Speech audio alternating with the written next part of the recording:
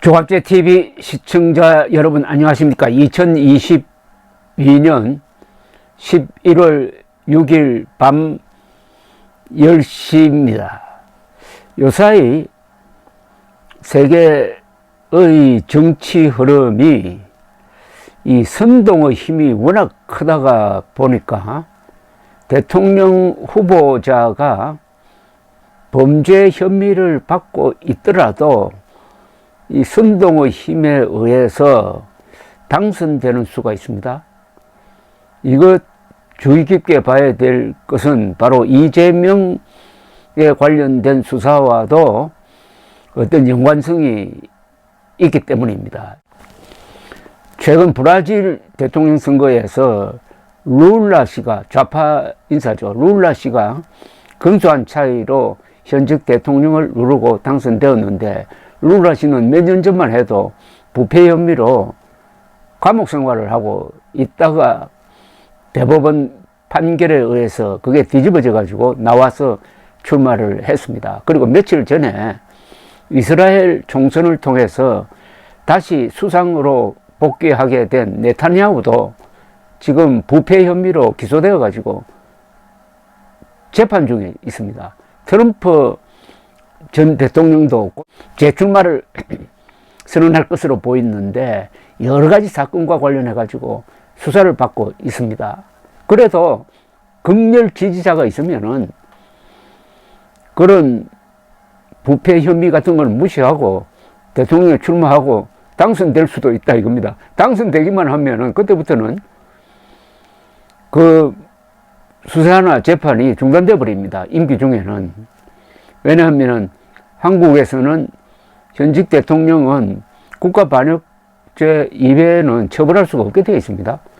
그러니까 이재명 수사가 질질 끌고 재판도 질질 끌게 되면은 2027년 대선에 출마하고 당선될 수도 있다는 겁니다. 지금 이런 세계를 휩쓸고 있는 음모론, 파당적 정치가 판을 치면은, 자, 그런 걸 전제로 해가지고, 현재로는 이재명에 대한 수사망이 좁혀지고 있습니다. 오늘 또 더 좁혀졌습니다. 대장동 개발 특혜 사건을 수사하는 검찰이 지금 구속된 김용 민주연구원 부원장과 함께 이재명 더불어민주당 대표의 최측근으로 꼽히는 정진상 민주당 대표실 정무조정실장 부부에 대해서 뇌물 혐의로 법원에서 계좌 추적 영장을 발부받아 조사 중인 것으로 알려졌다고 조선닷컴이 방금 보도를 했습니다. 서울중앙지검 반부패수사 3부 부장 강백신은 최근 정진상 실장 부부에게 특정범죄 가중처벌법상의 뇌물 혐의를 적용한 계좌 추적 영장을 법원으로부터 발부받아 자금 흐름을 추적 중이라고 합니다. 일단 법원에서 계좌 추적 영장을 떼주었다는 것은 그만큼 증거가 뚜렷하다는 그런 뜻입니다. 뇌물수수 혐의 액수가 3천만 원 이상일 경우에는 형법상의 뇌물죄가 아닌 특정범죄 가중처벌법상의 뇌물죄가 적용되고 최고형이 무기로 정해져 있습니다. 검찰은 정진상 실장이 과거에 근무했던 경기도청과 성남시청에서도 월급 지급 내용, 법인카드 사용 내역 등을 이미 제출 형식으로 받아서 분석 중이라고 합니다. 검찰은 유동규 전 성남도시개발공사 본부장 등을 조사하는 과정에서 정진상 실장이 대장동 일당으로부터 2014년과 2020년 9천만 원 상당의 돈을 받았다는 진술을 받아서 수사 중이라고 합니다. 이 진술은 아마 유동규 씨 등의 입에서 나온 것으로 보입니다. 이제 내부에서 수사에 협조하는 분위기입니다. 검찰은 대장동 사업이 진행되던 2014년 남욱 변호사와 김만배 씨가 조성한 둘 다 이 업자입니다. 업자. 두 사람이 조성한 43억 원 중 5천만 원이 유동규 전 본부장을 거쳐서 성남시 정책실장이던 정진상 실장에게 전달되었다는 진술을 확보한 것으로 알려졌습니다. 검찰은 유동규 전 본부장이 2020년 정진상 실장에게 설 추석 명절 떡값 1,000만 원을 주었고 이외에 추가로 3천만 원을 건넸다는 정황도 파악한 것으로 전해졌습니다. 이 돈은 남욱 변호사가 마련한 돈이라고 합니다. 검찰은 남 변호사가 2020년에는 유 전 본부장을 통해서 정 실장에게 돈을 주는 과정에서 남양주시 양정 역세권 개발 사업 관련 편의를 받으라는 부탁을 했는지도 지금 추적하고 있다고 합니다. 정 실장은 당시 경기도 정책실장이었습니다. 검찰은 공무원 신분이던 정 실장이 사업 편의를 대가로 금품을 받았다면 뇌물에 해당할 수 있다고 보고 그를 뇌물수수 피의자로 정식 입건할지를 검토하고 있습니다.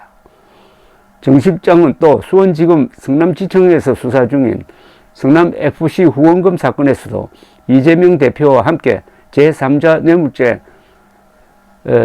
공범으로 지금 적시된 상태입니다. 민주당은 지난 5일 낸 입장문에서 대장동 사업 관련자들이 정진상 실장에게 명절 선물 등을 제공하고 양정 역세권 개발 사업과 관련해 편의를 요청했다는 보도는 사실이 아니다라고 부인을 했습니다만은 민주당의 이런 부인은 과거의 예로 보아서 믿기 힘듭니다. 한편 검찰은 8억 원대의 불법 대선 자금 수수 혐의를 받는 김용 민주연구원 부원장을 오는 8일에 구속 기소할 예정이라고 합니다. 김용 부원장은 작년 2월 유동규 전 성남도계공 본부장에게 대선 예비 경선에 활용할 목적의 정치자금 20억 원을 요구했고 유 전 본부장과 정민용 변호사 등과 공모해서 남욱 변호사로부터 작년 4월에서 8월에 4번에 걸쳐서 8억 4,700만 원을 받은 혐의, 즉 정치자금법 위반 혐의를 받고 있습니다. 검찰은 지난 3일에 전달책 역할을 했던 남욱 변호사 측근 이모 씨를 부른 데 이어서 지난 4일에는 정민용 변호사를 소환해서 조사를 했습니다. 지난 6일에도 김용 씨를 소환했는데 지금 묵비권, 즉 진술 거부권을 행사하고 있다고 하지만은 검찰은 증거 등을 갖춰서 구속 기소에 자신감을 보이고 있다고 합니다. 우리나라에서 대선 자금이 이 형사사건으로 이렇게 문제가 된 건 참으로 오랜만입니다. 2002년 노무현 대 이회창 대결. 그래서 노무현 후보가 당선된 그 다음에 2003년에 이회창, 노무현 두 캠프를 상대로 정치자금법 위반, 즉 주로 대기업으로부터 선거자금을 받은 혐의와 관련해 가지고 수사가 진행된 적이 있고 다수의 구속자가 나왔습니다. 그리고 그 뒤에 대선이 2007년에 있었는데 2007년부터는 대선에서 대기업이 대선 자금을 내는 관행이 거의 사라졌습니다. 그리고 정치 분위기도 바뀌어가지고 조직선거라기보다는 이 SNS, 인터넷 등을 이용하는 이 선전 활동이 더 중요하게 되니까 별로 과거처럼 돈이 들지 않게 되었습니다. 그래서 지금 상당히 그런 면에서는 우리나라 대통령 선거가 깨끗해졌습니다. 그런데 이재명과 그 측근을 상대로 한 이 범죄 수사에 대선 자금, 대선이라고 하면 경선까지 포함하니까 경선, 본선 합쳐서 그게 수사 대상이 되었다는 것은 이 이재명의 부패가 아주 과거 회기적인, 악질적인, 역사 퇴행적인 그런 성격을 갖고 있다는 뜻이 될 것이라고 봅니다. 서두에 말씀드렸지만은 워낙 이 국민들과 유권자도 정파적으로 지금 사물을 봅니다. 그러니까 윤석열 지지하지 않는 사람은 윤석열이 하는 좋은 일까지 비판합니다.